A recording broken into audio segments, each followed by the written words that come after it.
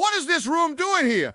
This is the question that haunted me for over 6 months. In fact, it was one of the biggest mysteries in my house. But now I know what this room is doing here, and you're gonna want to know too.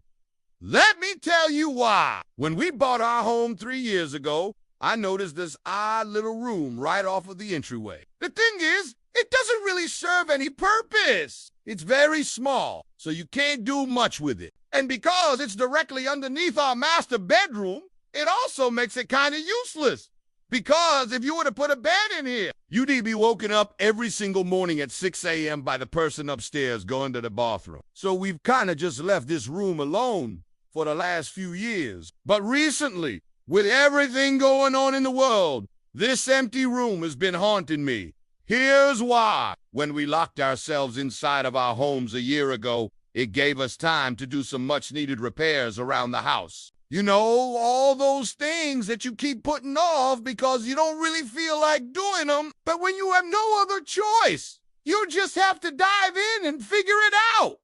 Well, one of these projects was painting all of our trim, all of our doors, all of our baseboards, all of our windowsills, everything. We painted it all white and it looked so good. I felt so accomplished. But then something strange started happening. As the weeks went on, more and more doors started showing signs of wear and tear. I would come into a room and notice a scuff mark or a dent in the door. Now, if you've ever painted a door before, you know that once you get paint on the actual wood, it's very difficult to get off. So I tried a few different things, but nothing seemed to work. And this is when I decided that I had enough. I needed to find out what was going on. So I installed a camera in this room right here to see what was happening. And this is where things get strange. Every single day for about 2 weeks, I would log into the camera to see what was happening. And it was always the same thing.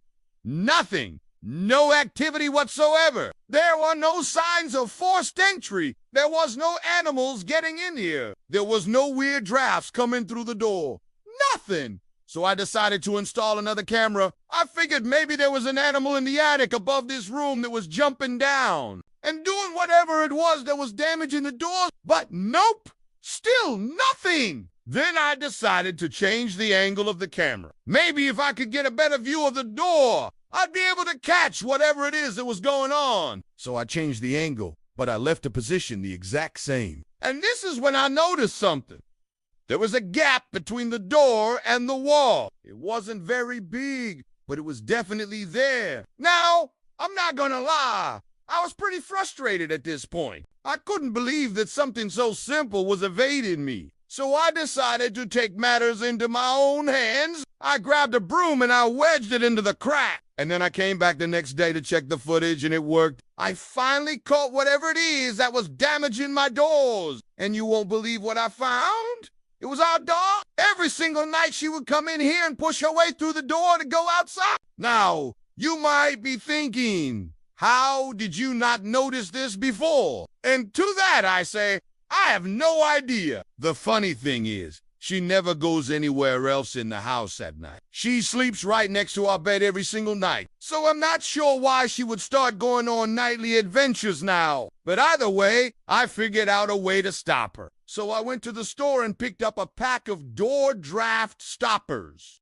These things are basically like tubes filled with sand that you stick at the bottom of a door to keep cold or hot air from coming in during the winter, and it works perfectly. Not only did it fix my problem, but I think our dog likes it too. Now she sleeps soundly knowing that her nightly adventures will have to wait until morning.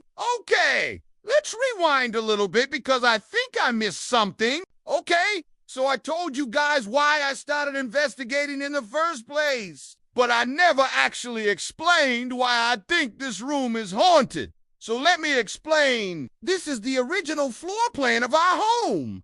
And you'll notice something very interesting. What is now our office used to be a closet. But that's not important right now. What is important is the fact that this stair landing used to extend all the way across the house. In fact, there were stairs here and here, which made it very easy to get upstairs. However, when the owners of this house built their addition, They kept the original staircase and added a second one in the kitchen. And this is where things get a little bit strange. After talking to the previous owners, they said that they removed the original staircase themselves after they purchased the house. However, when we tore up the carpet in this room, we found these nails. These nails are very old, probably older than the house itself. So this brings up a lot of questions. Did the previous owners lie to us about removing the stairs? Is it possible that these stairs are still in the house somewhere? Or is there some other explanation for these nails? Well,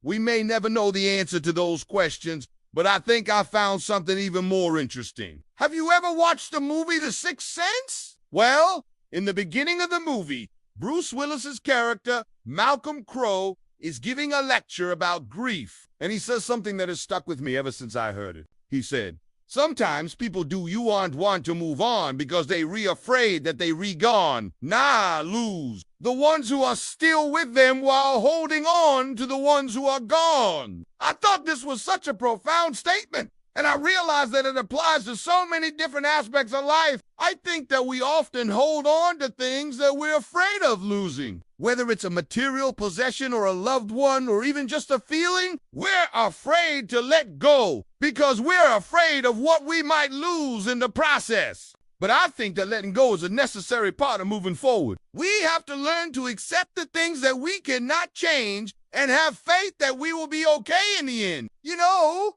I often talk about how important it is to make room for new things in our lives, whether that be physically in our homes or emotionally in our hearts. We have to be willing to let go of the old in order to make room for the new. And I think that this is something that we can all strive to do a little bit better. I think that one of the most difficult things that we can ever do is let go of someone that we love. And it's even harder when that person doesn't want to let go. I've seen firsthand how painful it can be when someone that you love is struggling to let go. You want to be there for them, but you don't know what to do. All you can do is be patient and supportive and hope that they will eventually come around. I think that this is something that we can all relate to in some way. We've lost someone or something that we didn't want to, and we understand the pain that comes along with that. But I also think that we can find comfort in knowing that we're not alone in this.